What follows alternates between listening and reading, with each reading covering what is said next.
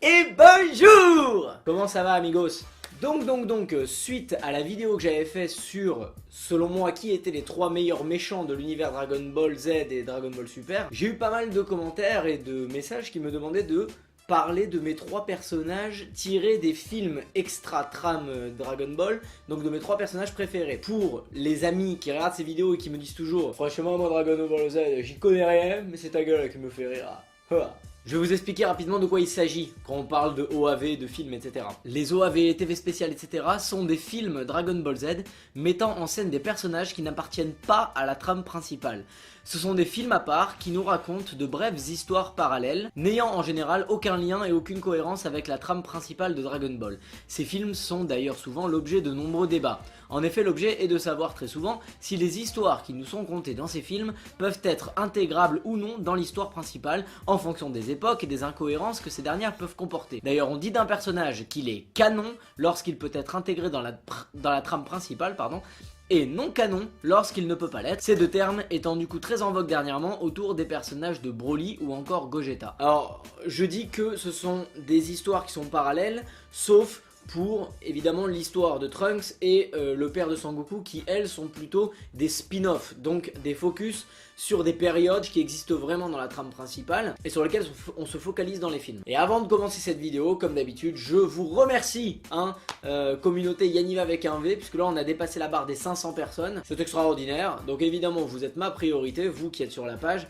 je vous remercie d'être de plus en plus nombreux, j'espère qu'on ira encore plus loin. Alors je le précise à chaque fois, ce classement est basé de mon opinion, c'est mon avis, ne soyez pas offensés si votre personnage préféré n'est pas dans le classement, ça veut pas dire que vous avez tort, ça veut juste dire que moi je préfère ces personnages là. Et avant de continuer, j'ouvre une mention spéciale sur le fait que même si vous savez, si vous êtes sur la page depuis longtemps, que j'adore Broly, il ne sera pas dans mon classement. Ça me ferait chier en fait de gâcher l'histoire de Broly dans un mini format alors que j'aimerais en faire une vidéo entière sur Broly. Voilà pourquoi il n'y sera pas. Donc le troisième sur mon podium, c'est Mirai Gohan, ou Gohan du futur. Alors je sais que ça peut surprendre parce que c'est un personnage au final qu'on voit pas beaucoup, il apparaît dans un court film, mais j'adore ce personnage, sa personnalité, son histoire, etc. Dans le film L'histoire de Trunks, on obtient plus d'informations sur le passé de Mirai Trunks avant que celui-ci ne fasse son apparition dans la trame principale, dans laquelle il explique devoir faire face à 2 androïdes accompagnés de Gohan qui l'a entraîné. Dans le film, on voit donc à quoi ressemble Gohan dans le futur. Portrait craché de Sangoku avec une bonne balafre bien badass sur la tronche,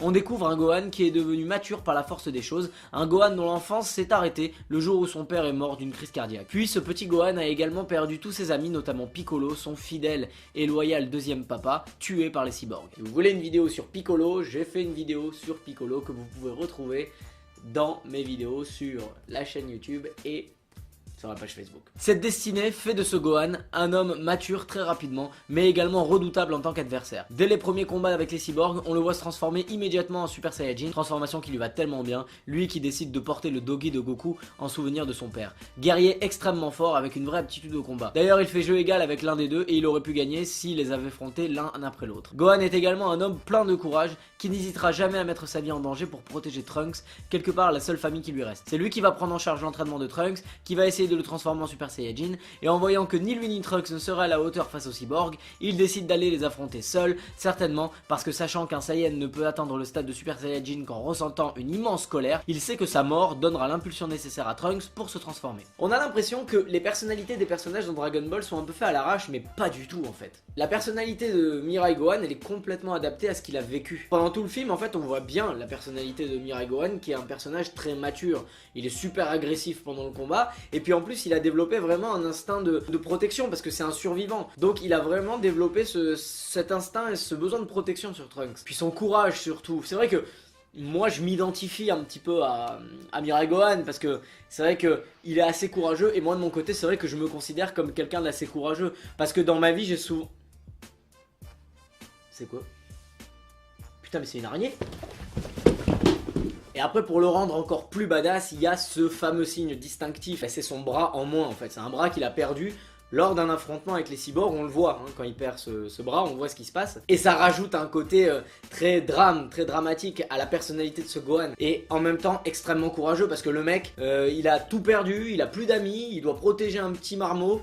il se bat à chaque fois contre 2 monstres avec un bras en moins, enfin je veux dire c'est vraiment tout appuyé pour que ce mec soit extraordinairement badass quoi, tout simplement. La personnalité de Mirai Gohan nous fait comprendre pourquoi Mirai Trunks, on comprend d'où il tient cette personnalité parce qu'en fait il s'est simplement calqué sur la personnalité de Gohan. Et je trouve que c'était vraiment génial en fait de faire apparaître ce personnage là parce que ça nous explique du coup pourquoi Mirai Gohan il est tellement badass. Et évidemment le fait qu'il aille se sacrifier à la fin ne nous laisse pas indifférents, on pleure tous. Ça nous offre déjà une des meilleures transformations Saiyajin quand Trunks se transforme parce que Gohan est mort. Mais en plus de ça, ça rajoute un truc au personnage de Gohan. Le mec il est allé jusqu'au bout, il s'est sacrifié. Maintenant quand tu connais l'univers de Dragon Ball, t'as pas à être triste pour lui parce qu'il vient de se sacrifier pour sauver la Terre. Donc en mourant il va en plus certainement garder son corps. Il va retrouver Piccolo, il va retrouver Goku. Donc bon, y a pas de code triste quoi. Voilà pour le 3e personnage de mon classement. Continuons avec le 2e. Lui aussi fait partie d'un épisode on va dire spin-off. Et je pense que vous savez immédiatement du coup de qui je parle. C'est toujours autour de l'histoire assez poignante d'un personnage assez énigmatique qui a animé moult débats dernièrement avec le film Broly.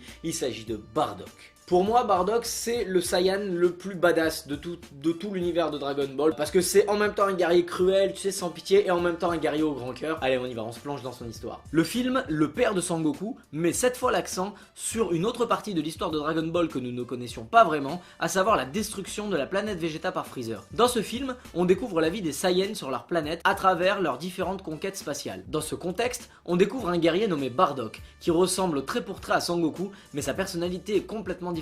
C'est un guerrier sans pitié qui conquiert des planètes pour le plaisir. Mais un jour, lors d'un combat, l'un de ses ennemis lui transmet le don de clairvoyance, et à partir de ce moment-là, Bardock va commencer à voir son avenir et celle de son peuple et de sa planète. Il va commencer à entrevoir le plan diabolique de Freezer, qui est de détruire la planète Vegeta et la race Saiyan. Alors non, Bardock n'a aucun attachement envers son fils, qu'il ne calcule même pas lorsqu'il le voit pleurer, tout simplement car Goku, alors nommé Kakaroto, est né avec une puissance ridicule et Bardock a tout simplement honte de lui. Mais il va comprendre que ses prémonitions sont justes lorsque ses camarades sont assassinés par les hommes de Freezer. Et puisqu'il n'est pas pris au sérieux lorsqu'il alerte les Saiyans de leur destruction imminente, il décide d'aller affronter Freezer seul et va nous offrir cette scène poignante que je décide de vous faire revivre.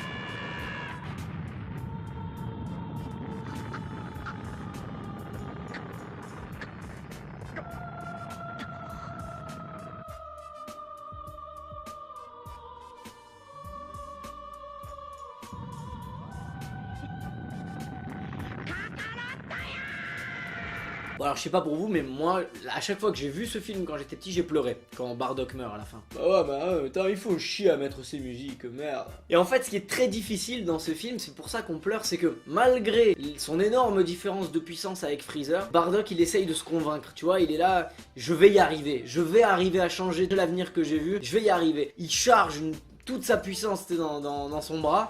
Il l'envoie sur Freezer et il est convaincu qu'en faisant ça, il va y arriver. Alors que Freezer, en fait, il a son petit truc qui devient énorme et en fait, tu te rends compte que la puissance de Bardock, c'est de la pisse de moustique à côté de Freezer et que tout son espoir, tout ce qu'il a rêvé, c'est qu'on y a cru en fait quand il était là, je vais y arriver et en fait, il se fait défoncer mais sans aucune pitié, il se fait désintégrer, il meurt désintégré, c'est horrible. Donc voilà, Bardock, c'est le mec badass parce qu'à la fois, il est sans pitié envers les autres planètes, etc. mais en même temps, c'est un homme de cœur envers son peuple et sa planète. Et aussi en fait après coup on se rend compte qu'il a une certaine affection pour son fils, mais une affection père-fils qui est propre au Saiyan. C'est à dire qu'en fait juste avant de mourir il entrevoit le fait que son fils va le venger et en fait il meurt avec fierté et le cœur un peu plus léger, tu vois, il meurt et il a un petit sourire, tu vois, parce qu'il voit qu'en fait il va être vengé malgré tout. Et c'est ça en fait l'amour que les Saiyans ont pour leur fils. Ouais, les Saiyans ils sont un peu spéciaux pour ça. Ça me batte les couilles complet que tu ramènes des bonnes notes à l'école ou ce genre de truc, tu vois. Eux c'est...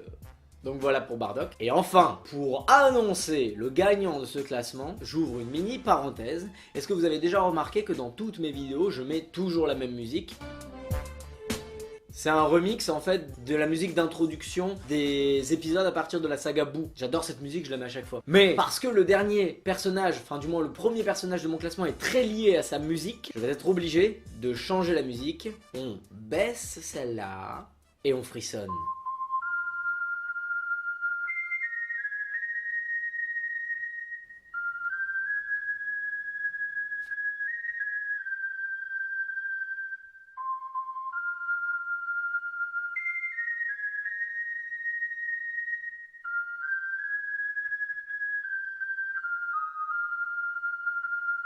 Eh oui, Tapion.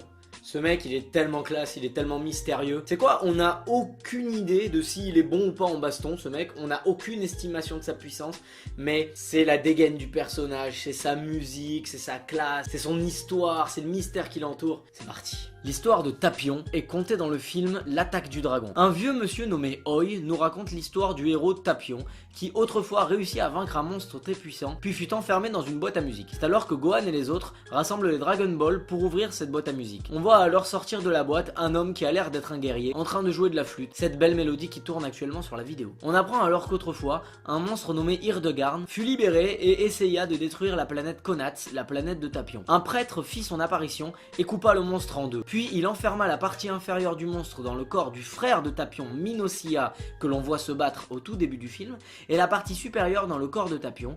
Puis les deux frères décidèrent d'être enfermés chacun dans une boîte à musique et d'être éloignés le plus possible afin d'éviter que les deux parties du monstre veuillent se rassembler. Minosia tué, la partie inférieure du monstre fut délivrée par Oi, qui ne rêve en fait que de libérer l'autre partie afin de recréer le monstre et de s'en servir pour régner sur l'univers. Mais c'est sans compter sur le point faible de Hildegarn. Lorsque Tapion se met à jouer la mélodie avec sa flûte, cela lui permet d'absorber le monstre en lui, d'où l'importance capitale de cette flûte.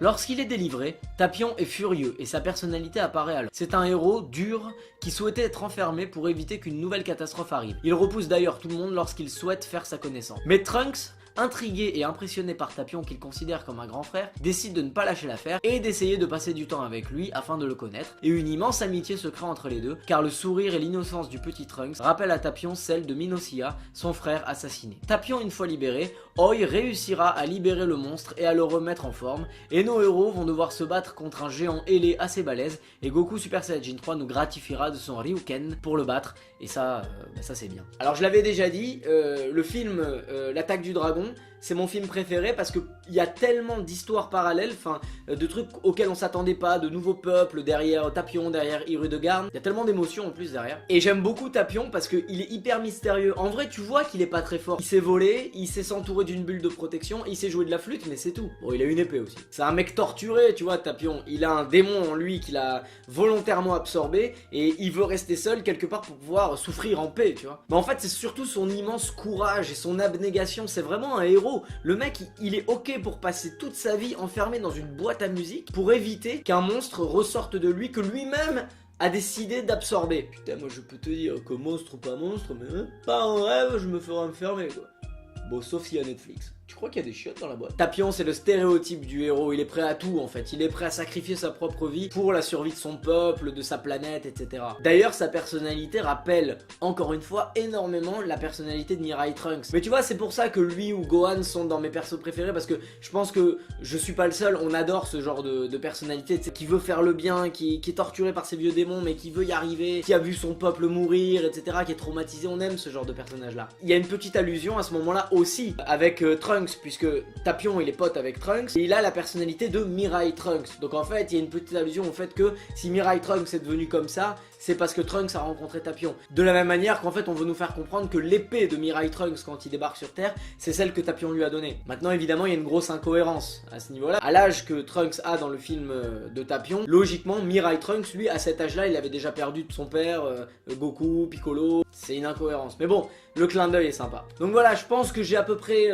tapé dans le mille, puisque en regardant les commentaires dans le post que j'ai mis quand je vous ai demandé justement qui sont vos personnages préférés, on a à peu près tous les mêmes. Je sais que beaucoup d'entre vous auraient voulu que Broly apparaisse, je suis désolé. Mais enfin voilà, cette vidéo est terminée. Si elle vous a plu, n'hésitez pas de mettre un petit pouce bleu, de la partager. Vous pouvez retrouver toutes mes vidéos sur la page Facebook Yaniv avec un V. Je suis également maintenant en partenariat avec la page Dragon Ball Stark Z, sur laquelle vous pouvez également retrouver mes vidéos. Je tiens évidemment, et ça je le fais jamais, je devrais le faire plus souvent, à remercier les groupes Facebook sur lesquels je partage mes vidéos et qui approuvent à chaque fois mes vidéos et qui me laissent publier dessus, parce que sans eux, j'arriverai pas à avoir autant de visibilité. Je peux pas toutes les citer parce qu'il y en a environ une dizaine, mais je le fais en tout cas à chaque fois par message aux admins. Je vous remercie vraiment de me laisser publier, vous imaginez pas l'aide que vous pouvez m'apporter. Donc merci beaucoup. Et c'est tout pour moi amigos, je vous souhaite une bonne journée ou une bonne soirée, je ne sais pas quand est-ce que vous regarderez cette vidéo, et je vous dis à la prochaine, bisous.